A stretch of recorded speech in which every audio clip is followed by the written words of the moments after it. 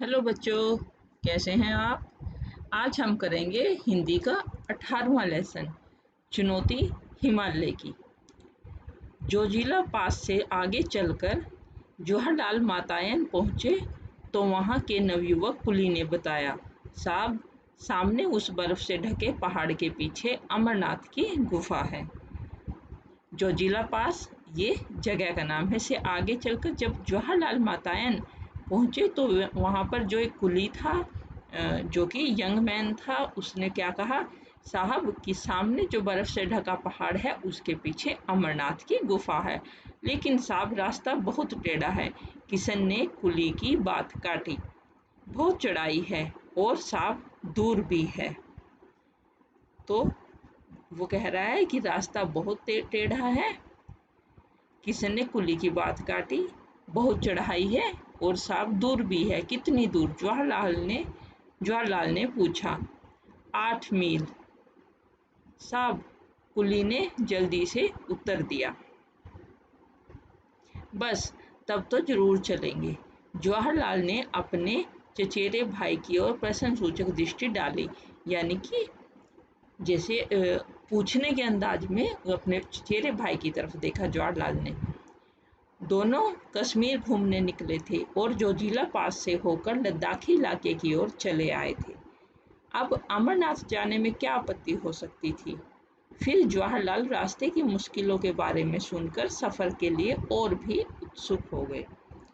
देखिए, जब वो जोजिला पास से होकर लद्दाखी इलाके की ओर चले आए थे तो फिर उसे अमरनाथ ज़्यादा दूर नहीं रह जाता, तो फिर उधर जाने में क्या आपत्ति हो सकती है।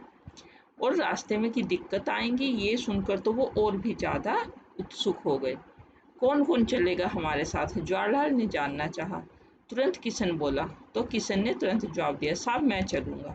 भेड़ें चराने मेरी बेटी चली जाएगी कि जब तक मैं आपके साथ वहाँ जाऊँगा तब तक मेरी बेटी भेड़ें चरा लेगी। अगले दिन सुबह तड़के तैयार होकर जवाहरलाल बाहर आ गए। तड़के मतलब सुबह, अर्ली मॉर्निंग। आकाश में रात्रि की कालिमा पर प्रातः की लालिमा फैलती जा रही थी। मतलब सुबह जो है सूरज की रोशनी सब तरफ फैल रही थी। तिब्बती पठार का दृश्य निराला था। दूर दूर तक वनस्पति रहित उजाड़ चट्टानी इलाका दिखाई दे रहा था। जो तिब्बती पठार था वहाँ का जो दृश्य था बिल्कुल ही अलग था। वनस्पति रहित उजाड़ चट्टानी इलाका दिखाई दे रहा था। उदास फीके बर्फ से ढके चट्टानी पहाड़ सुबह की पहली किरणों का स्पर्श पाकर ताज की भांति चमक उठे थे। दूर से छोटे छोटे ग्लेशियर ऐसे लगते मानो स्वागत करने के लिए पास सरकते आ रहे हों। सर्द हवा के झोंके हड्डियों तक ठंडक पहुंचा रहे थे। जवाहर ने हथेलियां आपस में रगड़कर गर्म की और कमर में रस्सी लपेटकर चलने को तैयार हो गए। हिमालय की दुर्गम पर्वतमाला मुंह उठाए चुनौती दे रही थी। जवाहर इस चुनौती को कैसे न स्वीकार करते। भाई किशन और कुली सभी रस्सी के साथ जुड़े थे। जो जवाहर और उसके जो भाई थे और किशन और कुली, ये चारों रस्सी के साथ जुड़े थे। किशन गडेरिया अब गाइड बन गया था। बस 8 मील ही तो पार करने हैं। जोश में आकर जवाहरलाल चढ़ाई चढ़ने लगे। यूं 8 मील की दूरी कोई बहुत नहीं होती, लेकिन इन पहाड़ी रास्तों पर 8 कदम चलना मुश्किल हो जाता। दोपहर हो गया मतलब मुश्किल हो गया। एक एक डग भरने में कठिनाई हो रही थी। रास्ता बहुत ही वीरान था। पेड़ पौधों की हरियाली के अभाव में एक अजीब खालीपन सा महसूस हो रहा था। कहीं एक फूल दिख जाता तो आंखों को ठंडक मिल जाती। दिख रही थी सिर्फ पथरीली चट्टानें और सफ़ेद बर्फ। फिर भी एक गहरे सन्नाटे में बहुत ही सुकून था। एक ओर सूं सूं करती बर्फीली हवा बदन को काटती तो दूसरी ओर ताजगी और स्फूर्ति भी देती। जवाहरलाल बढ़ते जा रहे थे। ज्यों-ज्यों ऊपर चढ़ते गए त्यों-त्यों सांस लेने में दिक्कत होने लगी। एक कुली की नाक से खून बहने लगा। जल्दी से जवाहरलाल ने उसका उपचार किया। खुद उन्हें भी कनपट्टी की नसों में तनाव महसूस हो रहा था। लगता था जैसे दिमाग में खून चढ़ा आया हो। फिर भी जवाहरलाल ने आगे बढ़ने का इरादा नहीं बदला। थोड़ी देर में बर्फ पड़ने लगी। फिसलन बढ़ गई, चलना भी कठिन हो गया। एक तरफ थकान, ऊपर से सीधी चढ़ाई। तभी सामने एक बर्फीला मैदान नजर आया। चारों ओर हिम शिखरों से घिरा वह मैदान देवताओं के मुकुट के समान लग रहा था। प्रकृति की कैसी मनोहर छटा थी, आंखों और मन को तरोताजा कर गई। बस एक झलक दिखाकर बर्फ के धुंधलके में ओझल हो गई। दिन के 12 बजने वाले थे। सुबह 4 बजे से वे लोग लगातार चढ़ाई कर रहे थे। शायद 16,000 फीट की ऊंचाई पर होंगे इस वक्त, अमरनाथ से भी ऊपर। पर अमरनाथ की गुफा का दूर दूर तक पता नहीं था। इस पर भी जवाहरलाल की चाल में न ढीलापन था, न बदन में सुस्ती। हिमालय ने चुनौती जो दी थी, निर्गम पथ पार करने का उत्साह उन्हें आगे खींच रहा था।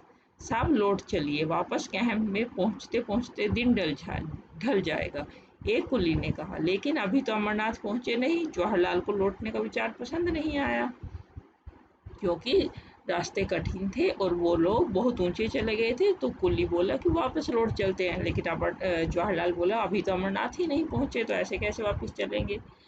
वह तो दूर बर्फ के उस मैदान के पार है। किशन बीच में बोल पड़ा, चलो चलो, चढ़ाई तो पार कर ली, अब आधे मील का मैदान ही तो बाकी है, कहकर जवाहरलाल ने थके हुए कुलियों को उत्साहित किया। सामने बर्फ का सपाट मैदान दिखाई दे रहा था। उसके पार दूसरी ओर से नीचे उतरकर गुफा तक पहुंचा जा सकता था। जवाहरलाल फुर्ती से बढ़ते जा रहे थे। दूर से मैदान जितना सपाट दिख रहा था, असलियत में उतना ही उबड़ खाबड़ था। ताजी बर्फ ने ऊंची नीची चट्टानों को एक पतली चादर से ढककर एक समान कर दिया था। गहरी खाइयां थी, गड्ढे बर्फ से ढके हुए थे और गजब की फिसलन थी। कभी पैर फिसलता और कभी बर्फ में पैर अंदर धंसता जाता। बहुत नाप नाप कर कदम रखने पड़ रहे थे। ये तो चढ़ाई से भी मुश्किल था, पर जवाहरलाल को मजा आ रहा था। तभी जवाहरलाल ने देखा, सामने एक गहरी खाई मुंह फाड़े निकलने के लिए तैयार थी। अचानक उनका पैर फिसला, वे लड़खड़ाए और इससे पहले कि संभल पाए वे खाई में गिर पड़े। सांप गिर गए, किशन चीखा। जवाहर भाई की पुकार वादियों की शांति भंग कर गई। वे खाई की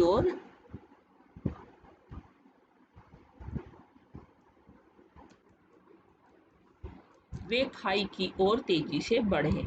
रस्सी से बंधे जवाहरलाल हवा में लटक रहे थे। उफ, कैसा झटका लगा। दोनों तरफ चट्टाने ही चट्टाने, नीचे गहरी खाई। जवाहरलाल कसकर रस्सी पकड़े थे, वही उनका एकमात्र सहारा था। जुहार, ऊपर से भाई की पुकार सुनाई दी। मुंह ऊपर उठाया तो भाई और किशन के धुंधले चेहरे आंखों में झांकते हुए दिखाई दिए। हम खींच खींच रहे हैं, रस्सी कस के पकड़े रहना, भाई ने हिदायत दी।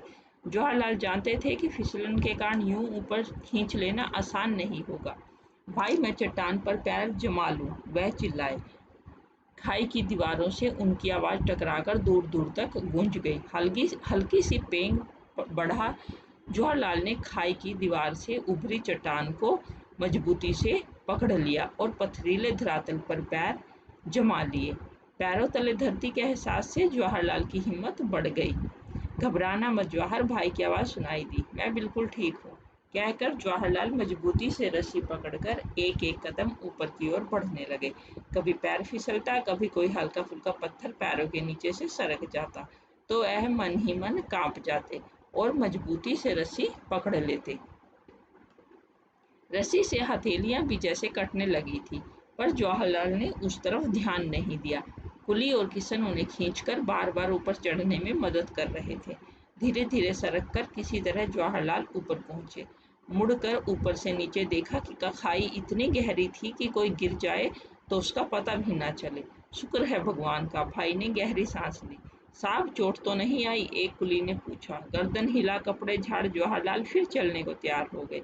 इस हादसे से हल्का सा झटका जरूर लगा, फिर भी जोश ठंडा नहीं हुआ। वह भी आगे जाना चाहते थे।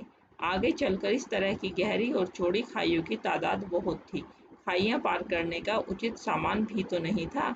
निराश होकर जवाहरलाल को अमरनाथ तक का सफर अधूरा छोड़कर वापस लौटना पड़ा।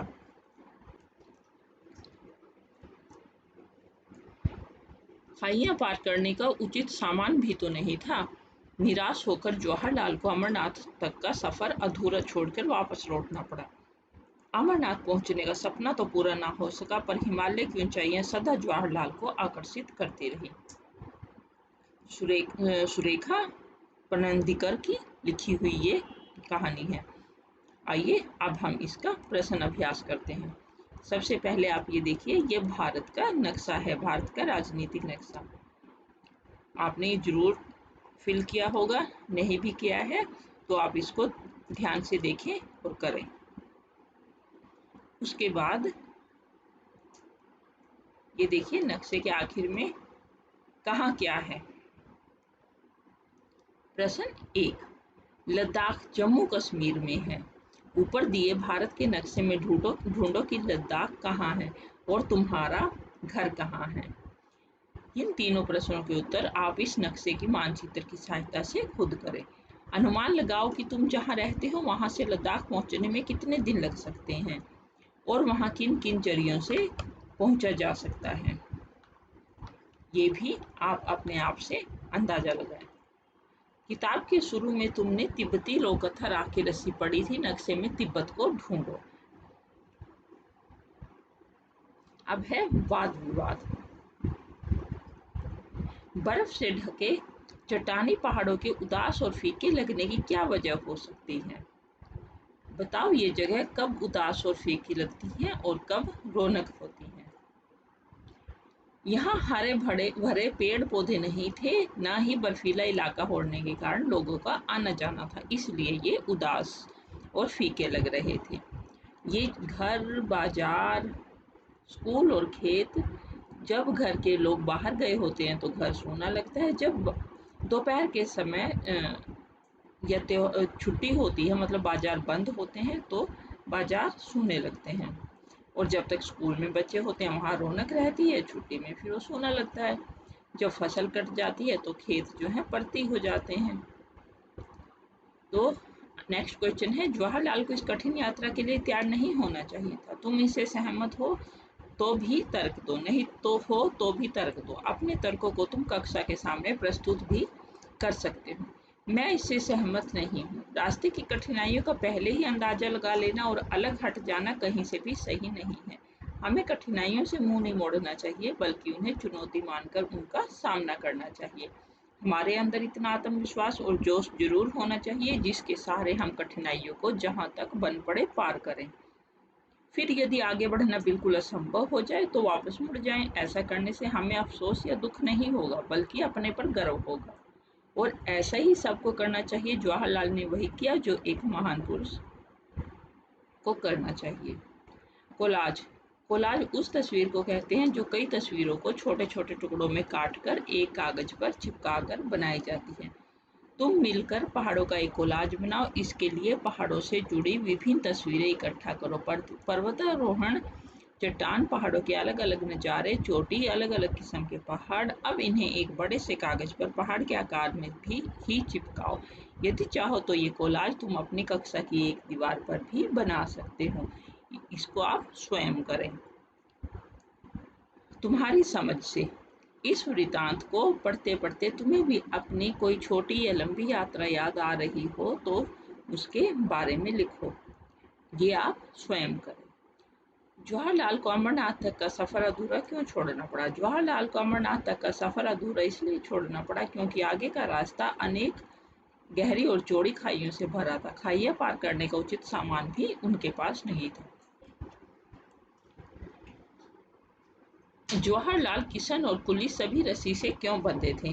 जवाहरलाल, किशन और कुली सभी रस्सी से इसलिए बंधे थे ताकि पैर फिसलने के कारण या किसी और कारण से वो पहाड़ से गिर जाएं तो रस्सी के सहारे लटक कर अपनी जान बचा सके।